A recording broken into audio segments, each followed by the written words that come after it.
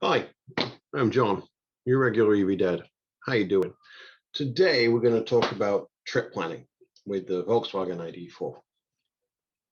Now, first of all, this isn't as straightforward as the Tesla, which has a single interface and they control the entire stack in the machine, the interface, the route planning, and the infrastructure you're going to plug into. So with the ID4, it takes a little bit more work, but you could get a lot more out of it. Not only that, but to my mind, planning is part of the fun. So today I'm going to show you a couple of tools that I use to do this. And by the way, I use these tools when driving a Tesla as well. So first of all, this is my vehicle, and you can rent it on Turu, my first edition. A better route planner is our where we're going to start with this, and just going to show you, and I've spoken about this in other videos in the past. I'm just going to put in San Jose, California, going to Cheyenne, Wyoming. Pardon the background noise. It's a wonderful thing. The kids are all outside making noise, and that's a good thing because it means they'll be tired later.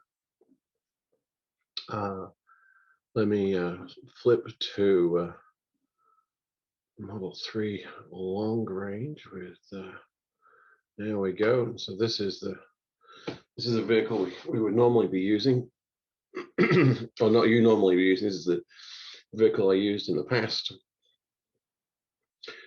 and I'm just giving a minute. And that's exactly how it worked. And then once you've got, you've got this in, you can mess around with your state of charge at the beginning, what time, what day you want to leave, and it will factor in traffic and those elements. And I would say that this was remarkably accurate. Remarkably accurate. Now, I did do something delightfully old school. Whilst I did save them, I have a premium account, so I can save this and have it running on my phone.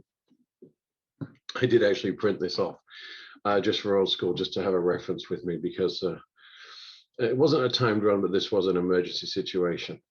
But anyway, what I can then do is go into these things and look and see what else is around. So, Winnemucca isn't somewhere you want to find yourself, but it's great to know in advance that right across the road, so there is a hotel here, you can use the bathroom, but on the left hand, on the other side of the road, there is a Flying J. So let's turn our thoughts to the ID4 here.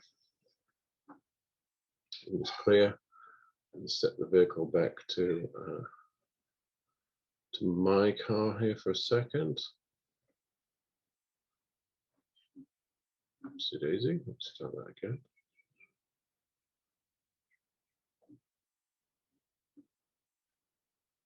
Select my model, Volkswagen ID4 without a heat pump. Alrighty, and we're going to go from here.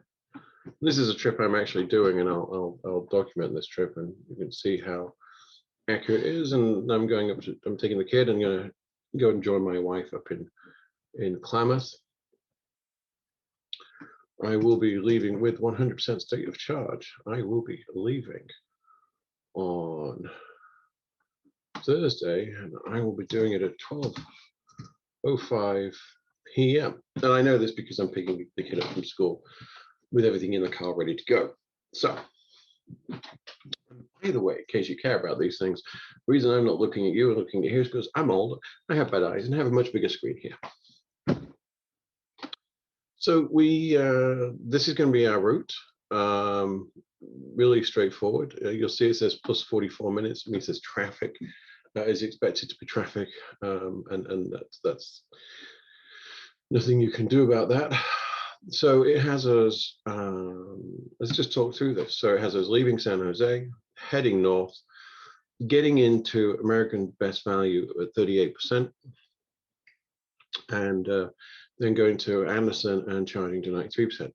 Now, that is because of how I have it set up here. So let me just make that 100. And also let me put some variations in here. So I'm fine with arriving with 10%. That's absolutely fine at the destination because I've got a charger when I get there, 40 amp service, no problem at all. I'm actually fine with going down to 5% on the coming into a DC fast charger. And whilst it's not my preference, I don't mind going to 95 if I absolutely have to. Now, as a rule, we try and keep it to 80. Not just because of limiting the amount of charge, but also the taper. It's quicker to drive and go. However, you'll see on this route that that's not critical. I'm putting the battery degradation to 0 because it's a brand new car. Now, with those numbers in there, let's see what changes that makes. And sure enough, what it's suggesting is that we go to pull in to Electrify America with, into Electrify America, into, I think this is Willows, it's called. No, this is Dunnigan with 41%. Now, what I can do, I can actually click on and add this as a waypoint and run it again. And it will actually bring us in with 17%. You don't have to do what it says. You still have to be aware of headwinds and things like that. But I find personally, and if you have to stop and use the bathroom when you've got kids, these things may change. But if it's up to me,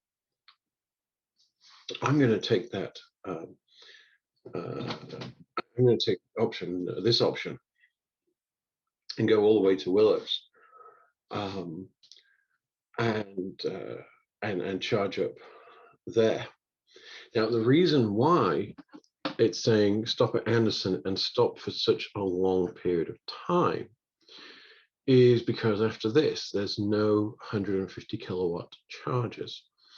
So let's go to our friend Plugshare here. We will create a trip in a minute. I just for simplicity, I don't need every single, I know this area well. I'm looking at another trip right now. So I selected Charge Point, Electrify America, and Tesla destination chargers, which I know sounds weird, but that just helps me know, give me other options. In fact, I'll just take that out and we'll just go with these for the moment. So when I look at my route, sure enough, we have if I just, where's my power?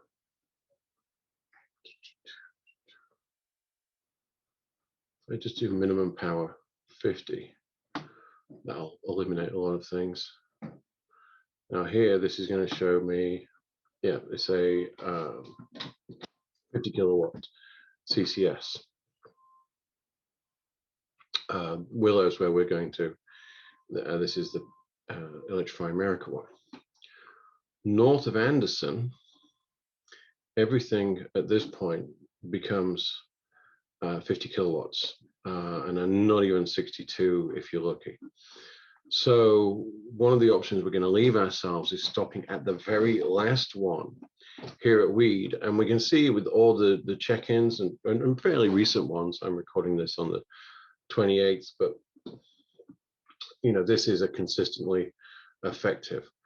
If I feel like I'm going to need an extra charge, then I'll take it here. And let me show you why. So let's plan, because we want to take this from the planning software here to the car. Now, a better route planner does have an app that you can run on Android Auto. And you can make it aware of your state of charge using a dongle, an OBD dongle, and the EV Notify app running in the background. I've seen Born, and I'll link to the video, demonstrate this, but so far I have not been able to get this working in my car. It is very hit and miss, and more miss. I have a trip I'm going to do tomorrow just around the Bay Area. I will try it again, and see if there's been any improvements. All the apps have received updates this past week. We'll see if it's working any better. But for now, this is what I do to get the best experience possible, and just to make it simple. So I'm going to start a trip plan a new trip, move my face out of the way. I'm going to go from San Jose, California, so we don't have to be 100% precise on this, and I'm going to Klamath Falls. Nice and easy. It knows I'm already logged in with my profile. It knows I've got a Volkswagen ID4. And you'll see within the range here, it says that, you could, if you're doing 70 miles an hour, you can make it all the way to Anderson. And that might be true. And I am tempted to try it. We've seen on the road test that, at 70 miles an hour, the car is getting consistently 240 miles, 250 miles. I'm going to have to use the AC. It's going to be more than 80 degrees when I do this trip. So we will see. So I'm going to add, and I just want to make sure I have this in the sat-nav. So the Better Route Planner tells me that we're going to stop at Willows and Anderson. So I'm going to put those in. So I'm going to click on that, add to trip. Then I'm going to go to Anderson. Now there's 2 in Anderson. We want this one at the Safeway. The other one's a 50 kilowatts DCS. And then I want to make sure that I have my bailout in the system ready to go. So we will go to weed. You don't need to make a joke. You don't need to laugh. It's the name of the place. And we're going to add that in. 1, 2, 3. We're going to save this. Klamath Falls. And save. That's it. Now in a minute, I'm going to, the next thing you'll see when we talk about this is I'm going to have the app connected into the car. You'll see how I can take this trip and just punch it into Waze. Before I do that, I want to show you another feature though of a Better Route Planner. So here's our route. I can save this, which is a great idea, but I can also share. Now you can export this to an Excel spreadsheet, and by the way, this is what I, for my long road trips, I do have a printout of it, and I can just write notes next to it. In my case, I want to know where good coffee is and things like that, and I'll put a note, a B is get coffee before or after or during. I can now open this in Google Maps, and I'm going to see if I can show you this in a few seconds on my phone. But here, it's got our stops, and it doesn't have, because we didn't add the, let's add the, let's add the one in weed. And we'll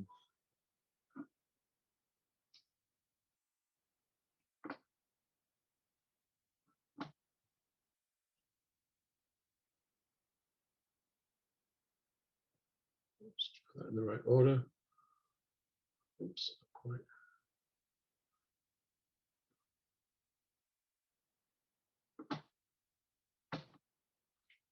Let's see what it does to our route.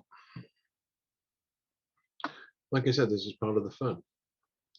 You'll notice, because it suggests, by the way, what it was saying is it was slow, you have to slow down. It's adding 15 minutes of charging. Let me just show you this, and this is what is built in to a Better Route Planner, but isn't part of the thing. If I go to elevation, so this is our first one. This is Willows. This is Anderson. You can hover over it, it'll say. And then we are going to go up. So into Anderson isn't really that big of a deal.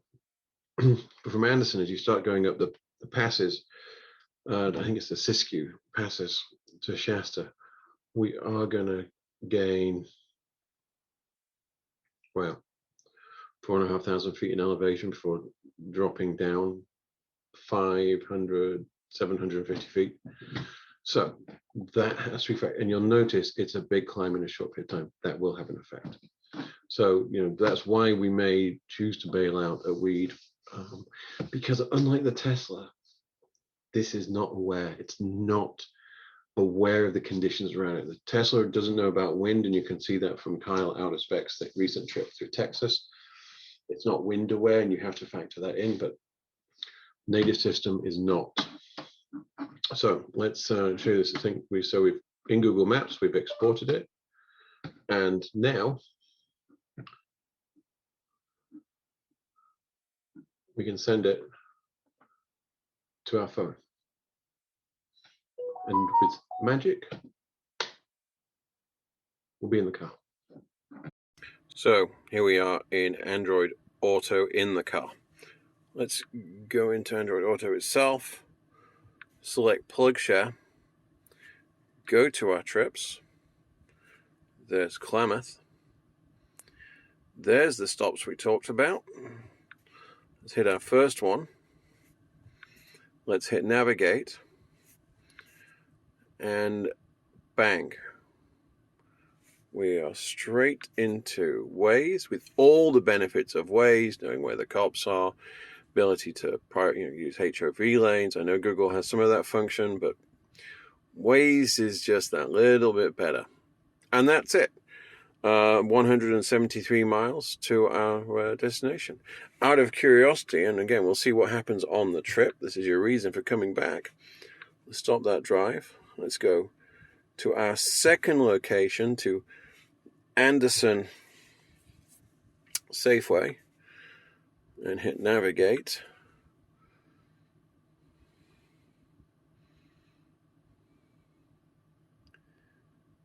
A little bit slow. It's because I live in the hills and we don't have the most wonderful service.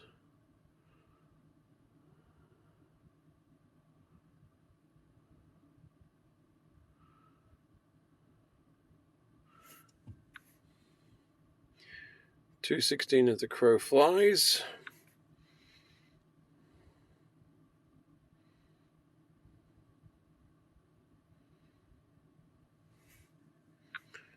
$2.37 as a route. So we will obviously try and do that, come in at just a few percent. It'll be interesting to see what that is. I will have my kit in it. I do have some 50 kilowatt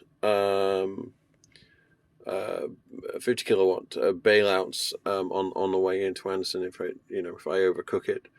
But if you've been watching this, thank you very much. Please like the video and subscribe. We're building a channel, trying to share as much information as possible to make this a great resource as people join the EV movement in the non-Tesla format. And thank you. Have a great day.